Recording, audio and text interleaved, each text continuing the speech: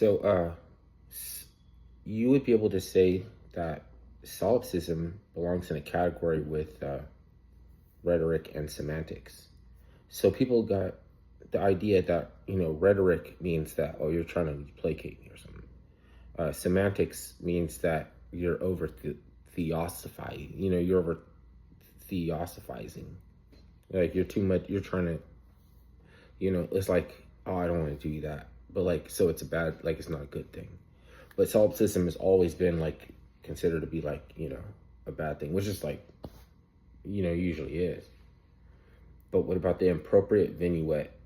It's like for like a creative imagination to come up with technocratic dystopian, or like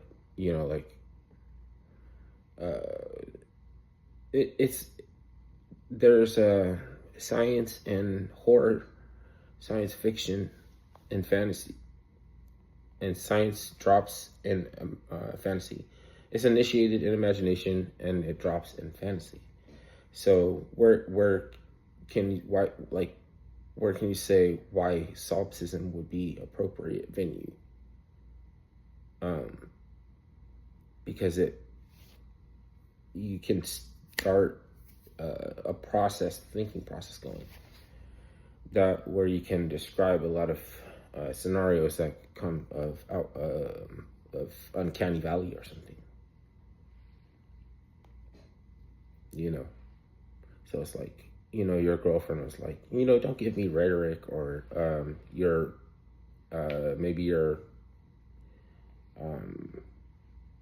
colleague was like, is this going to become a semantic argument? Or, like those aren't bad. We know why we need them. Like those are part of the liberal arts, right?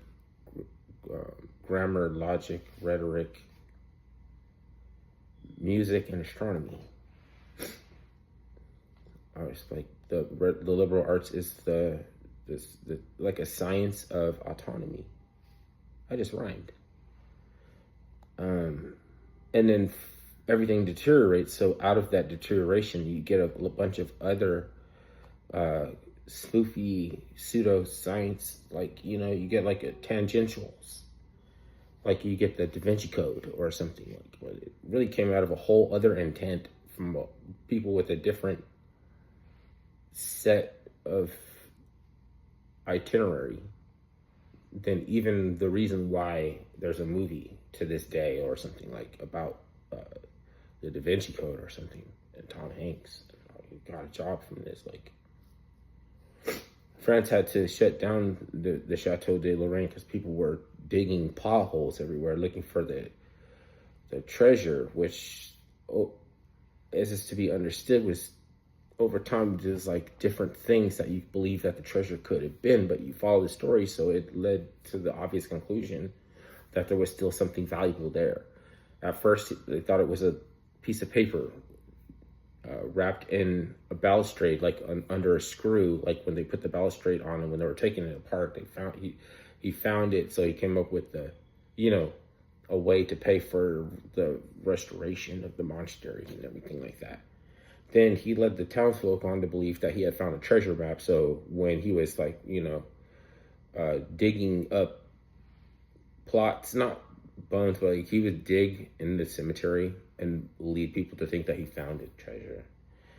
And then he was selling his ministry. He was selling sermons, which was like that was an infringement or something. Like you could be fined or something. You could be defrocked or whatever by selling sermons. So that he actually came on trial by the Vatican for selling sermons, but they still believed in his New Age tangential that he invented, which was that Mary Magdalene had taken refuge in the Chateau de Lorraine when she was pregnant with the son of Jesus. And that, you get the Da Vinci Code and Tom Hanks and everything. But okay, so the widow that lived there, because after he died, right, after the monk died,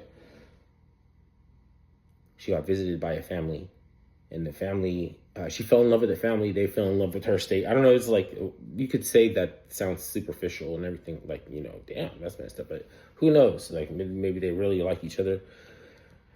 And she wanted to, you know, have a kind of a grip, like she wanted to become the granny, you know what I mean, like the surrogate grandma of the family. And she told the husband in the family that she was going to reveal him where the treasure was when she died, before she died. But what she actually did was she way to convert the intrigue into where the treasure might be into another source of revenue, which was a tourist trap. And then, you know, France, they were like, they wanted to make it a historic site. So they didn't want all these people parking their Volkswagen Bug or whatever little car that the Third Reich, whatever. I was like, shut it down. But it just turns into something else. And it's still, like, you could still get the treasure. Like, you could actually get the treasure, but you have to do something with your creative imagination to, like, keep it going.